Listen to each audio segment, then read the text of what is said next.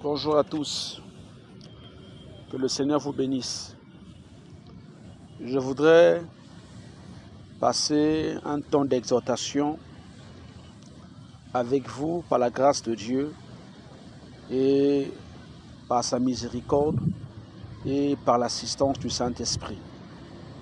Nous allons prier. Seigneur, au nom puissant de Jésus, je bénis cette exhortation.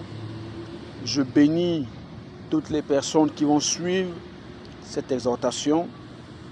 Que ton esprit nous assiste, que ton esprit nous soutienne.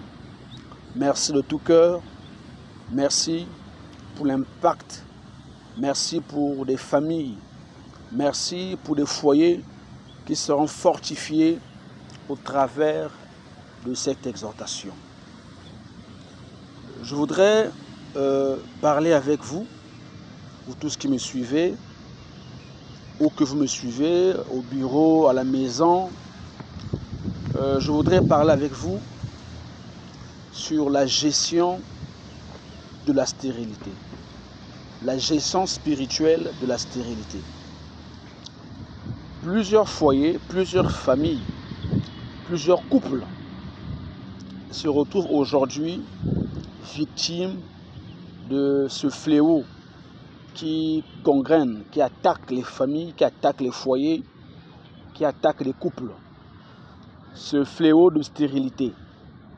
Et très souvent, lorsque dans des familles, dans des couples, l'on se rend compte de cette capacité d'infertilité, cette capacité de conception, on se met à accuser son conjoint ou à accuser sa conjointe. Et cela amène une atmosphère de retrait, une atmosphère de méfiance.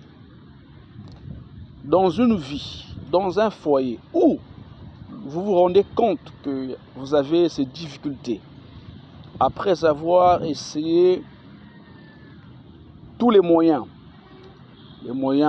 médicaux, les moyens spirituels, finalement, vous vous rendez compte que vous n'avez pas trouvé gain de cause. La première des choses qu'il faut relever, il ne faut pas commencer par accuser ton conjoint. Il ne faut pas commencer par accuser ta conjointe. Et c'est à cause de toi, moi je suis fertile. Très souvent, c'est ce qui se passe. Et très souvent aussi, les familles rentrent au milieu. Et du coup, c'est la femme qui subit toutes les humiliations qu'il faut, tout en balance sur elle. Alors, que devons-nous faire? Comment nous pouvons gérer cette situation, ce fléau? La première chose à faire, si vous voulez vaincre la stérilité, si vous voulez vaincre ce démon de stérilité, la première chose à faire, c'est de mettre votre partenaire en confiance.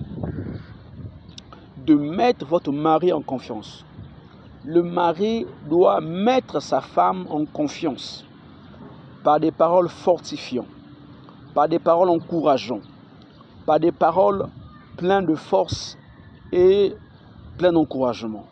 Mais lorsque vous vous mettez déjà à accuser votre partenaire ou accuser votre conjoint, automatiquement, psychologiquement, tout ce que vous allez faire, toutes les démarches que vous pourrez faire, qu'elles soient spirituelles, qu'elles soient médicales, votre partenaire au plus profond d'elle sera déjà touché, sera déjà choqué, et son esprit en elle, elle n'aura plus cette foi, cette croyance qu'il lui sera possible. Apprenons à ne pas accuser les partenaires, à ne pas s'accuser mutuellement. Bien au contraire, à se serrer ensemble. Il faut que vous traversiez ensemble, vous luttez ensemble, vous priez ensemble, vous jeûnez ensemble, vous vous encouragez mutuellement. Que Dieu te bénisse, que Dieu vous bénisse. Prochainement, nous verrons encore comment est-ce que nous pouvons faire pour gérer ce feu de stérilité. Que Dieu vous bénisse. Partagez la vidéo, s'il vous plaît.